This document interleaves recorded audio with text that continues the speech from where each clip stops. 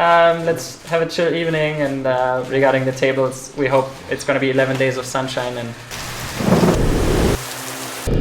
that's the strategy. Hello, my name is Curtis Knight. Simon, Dominic, Paul, Luca, Bela, John, Sebastian.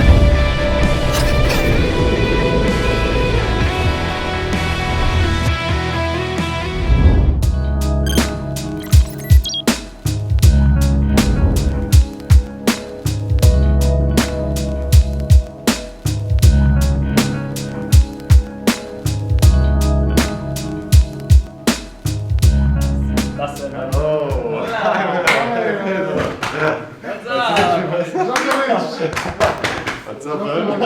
Hello. Moments later. Dass wir das Zimmer vielleicht offen lassen, weil da ist eine Toilette hinten drin. Denkst du, brauchen wir 2 Toiletten?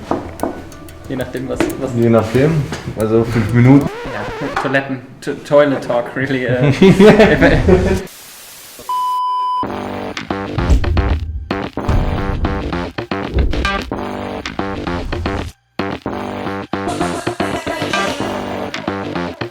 One minute, 37 seconds later. Ja, dann lass uns doch,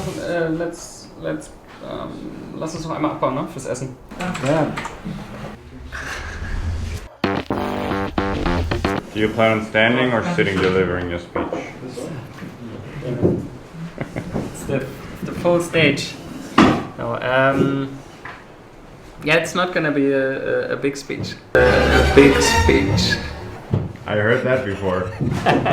No, it's actually first really easy. I just want to welcome you to Grindhouse too. It's been fun preparation. 2 months ago, 1.5 months ago, we're like, okay, we definitely got to do a second Grindhouse. We definitely want to do it during WSOP online, and we wanted to end with our festival. So I think the setting is perfect. I mean, the core idea was me being in Canada and playing on Cherry Island with 8 of my close poker friends. And in this 1 month, I learned more than in the 12 months after. And that was the month where, from that point on, I just started winning everything. So I think that kind of proved, for us at least, how valuable and how amazing the Grindhouse can be. And so we want to give you the same opportunity and create this for you, but even better.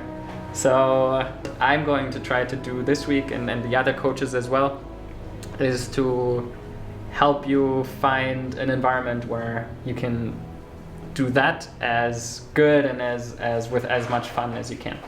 And so maybe to give you a little rundown of what I think, first what it takes and what I think the key aspects are for you to get better, and to how we're going to structure these upcoming 2 weeks. It's going to be really important for me to get a good understanding of where you are and it's not only about me telling you, oh, do this or do that, but it's really about you finding a way that you can come out of here and then reproduce that and get better and improve your processes. Yeah, that's going to be the sole purpose of these 2 weeks. So as for your expectation, there's not going to be much happening in the 2 weeks. The first thing that will happen is you will be totally overwhelmed. It will be too much, it will be too much input, too much content, too many expectations. You will be like, oh, I have, something has to change, I have to get better. And you will realize not much changes in these 2 weeks, and then the process begins. You have a growth mindset, you really look for these spots where you can have fun, do something you like, and do it smart. It's just going to be a matter of, whether you blink in 4 months, it happens then, or in 8 months, or in 12 months, or in 18 months, like it doesn't matter when it's going to happen. It's going to happen. So that's the one thing I can promise you. If you stick to that, and if you always ask yourself these questions around where you are, what you want to do, and what can you do to get there, you will succeed. Yeah, that's the general structure. And then obviously there's going to be the boom bang finale in Bratislava. And that's gonna be insane. So I'm personally really, really excited about that. Yeah, so welcome to Grindhouse 2. I hope you have a wonderful 2 weeks. And I guess there's only one thing left to say. Let's fucking go!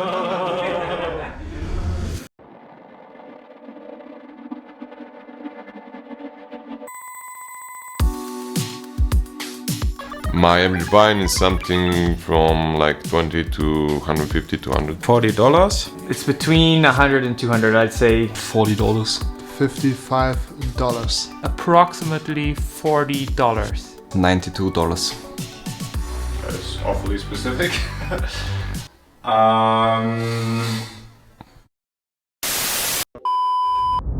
Guys, it's 8 a.m. You're the only ones awake. What are you doing? We were looking for some juicy cash games, and we were very lucky to find some of them. So we're playing cash games. I'm playing, and Burmi is raiding me, and it's actually a lot of fun. Good morning in the morning. How was the night? Oh, short. Short, yeah. So I slept from 1 to 7, I think. Yeah, me and too. then Me too. Yeah. Took a shower and then working since 1 hour together with Seth. Big day today, yeah. Sunday. Sit a little bit more upright. Yeah, okay, yeah. That actually looks good. So, Yeah, it just sounded when you talked initially, like it sounded like you don't really want to donk, but like when you said 15%, I think that was, I mean that is quite some donking, right? Like it's Yeah, I guess. it's something you gotta do in game at some point. what are you guys doing? Are you running sims on Odin? Yes, yeah. I don't know, I missed that, like, it makes sense to bet kings and aces smaller, hands like that, sixes, fives. I would probably I would have put sixes and fives in a larger betting size. Let's say if button only wants to bet big, then big blind wants to donk small and attack these hands that want to check back more than bet.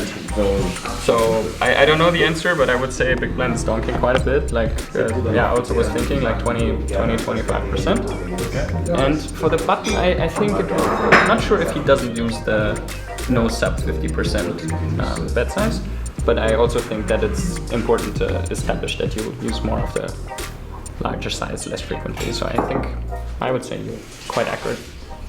Yes, that looks good. Let me adjust the camera position a bit.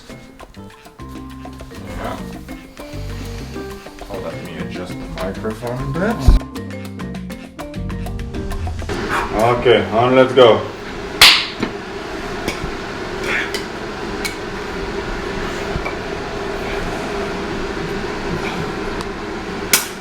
Oh. So macht Kochen viel mehr Spaß.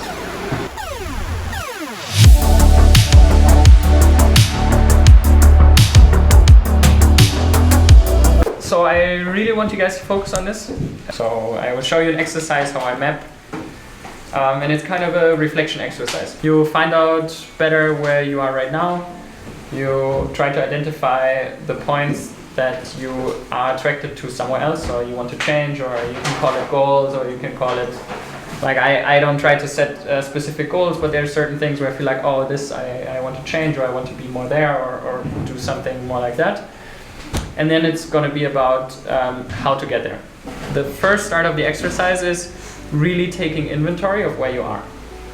Because that's actually the thing that happens really quickly, is when you just do things and you forget thinking about if you actually want to do them, or why you do them, or how they feel, or what you would like to do more, and suddenly you end up grinding 50 hours a week and it's 2 years later and you hate it. Almost all my friends around me ended up in a spot where they played more poker than they wanted to, because there's like, oh, it's a good financial opportunity, I'm not sure, I don't have a degree, I'm not sure how long I can do this for, and you just end up in this cycle and just burn yourself out. So write down a list as detailed as you want to or can of all the things you're currently doing.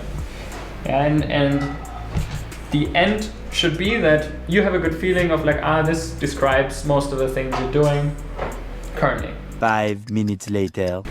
So now we will enter the next dimension. So we were looking at where you are right now, map like, okay, what are the things that are going on? And now it's about first looking at, okay, whether you want to move this thing, okay? Look at all the different things or areas, right? It doesn't need to be like specific points, but more areas, and give it like a mental, plus or minus, more like two things. First, how do you feel about it right now, right? Like, do you enjoy this? Do you not enjoy this? Do you really enjoy this? Or is there something about it that you like and something that you don't like? And then, it could be a plus. Like, for example, when I write down soccer, it's always like, 3 pluses. Like, I just love it. Or something else where I'm like, okay, I like it, but it could be a bit different. And so try to identify, like I draw arrows and I draw like plus and minus and question mark, and like just give it symbols where you like how you feel towards these different things. So imagine like everything is a shape and like you want to cut off an edge, do you want to bring it into a different shape? Like what needs to change? And so first now, like just take a couple minutes, look at all these areas or things or specifics and really look at, okay, do you want to do more? Do you want to do less? Do you like it? Do you not like it? How's it feeling? So that's based on how we feel about it, or what should we do? Okay. Yes, I do make a living playing poker. Yeah, that was good. One more time. Okay. Yes, I do make a living playing poker. Cool. So we did kind of a feeling of where you are right now, and giving these things a shape, a feeling towards the different areas. And now it's going to be about identifying where to take them, right? So you look at something, you feel its consistency and how you feel towards it, and you look of like, okay, how do I feel towards how it is right now, and now we need to move it somewhere. And so now it's going to be about, if you look, we look at the dimension of time now, so if you look into the future and you try to feel towards where you want to move it, it's not just going to change from one day to another, but you need to move it through time somewhere.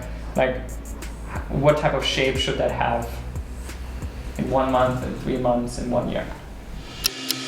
A little longer than a few minutes later. Now the last part. So we looked at where you were. You reflected, identified how you feel about where you are. You looked at where you want to move that and where you want to go. How do you get there? First, you can look at it in a bigger picture and see, like, is this even achievable? Like, is this attainable? But even more important is it attainable with the tools you have? So it's going to be really important now about identifying as well, what is your current tool set? How do you think you can achieve that? Then we're going to take a look at that. So now the next and most important part is about, you looked at that, where you are, you looked at where you want to be, how do you think, what will it take you to get there? Nothing of this is, there's no truth, there's no real, right? Like there's not something you finally know about something. Whether where you are, not where you're going, not how to get there. But it's just how you experience it, what you think about it. What we're going to do now is we're going into go of groups of 3, and you're going to share that short, not long. Everyone will have approx 10 minutes. Okay, so it's going to be a 30-minute total session, and like it's really about making it short.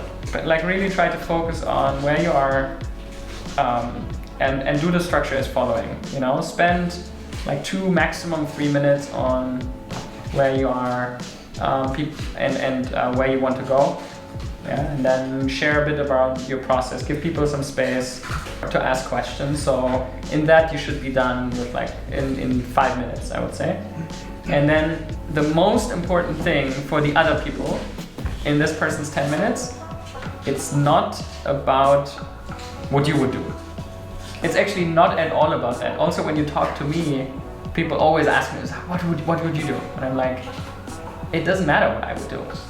Because it matters what I think, what I can connect with that, and then you can maybe integrate that with your contribution of perspectives that you believe help that person the most. Not about like intruding into what he's doing.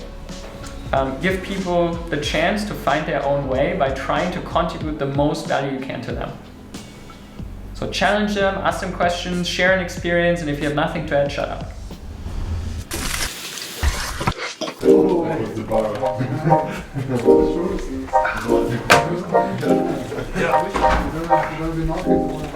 hello. Let's say hello.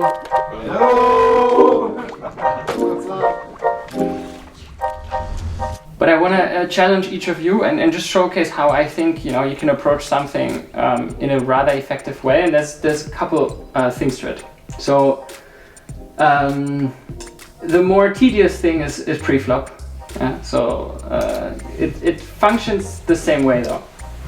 So basically the process is always the same.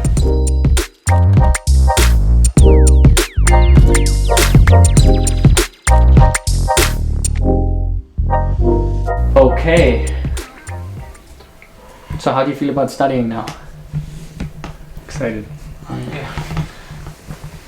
I have like if I played a session, I saved 30 spots that are all either had a question in game or I was unsure, and then I look at all. No matter what, I always look at all 30 to 40. But maybe I should, if one was hijack versus middle position, and like I saved it because I was unsure, maybe I should prioritize time elsewhere and start to skip those. So that's a good takeaway for me. Again, you can also split that up, right? You can also look at have your fixed study routines, where you play the hands, but do it the other way around. Look at the hands you played small blind versus big blind in your tour. Go through your poker tracker and just look at it. Okay, how do you play these? What are your stats? How much do you limp? What do you I think unless you know quite well what you want to improve at, it probably is better to do it a bit more the other way around than to do only from problem to solution. Because I think that's really the biggest part is this I understand that and I did a lot of that too, but I'm saying if I would do it again, I would do much more focused on okay, where can I, because in the end there is a lot of hands that are interesting too in that area. You maybe just don't have the focus there. You will be lost 28 big steep small blind big blind, and now it's 8-6-3 rainbow, and how much do you check, how much do you bet, how much do you check raise, what do you choose as a combo. I want to do that now actually. I want to poke some holes. So I will take some spots that I think are frequent and valuable and you might suck at. So let's test. Let's just see what you got. So okay boys, we start with the first one. On the next episode of the Grindhouse.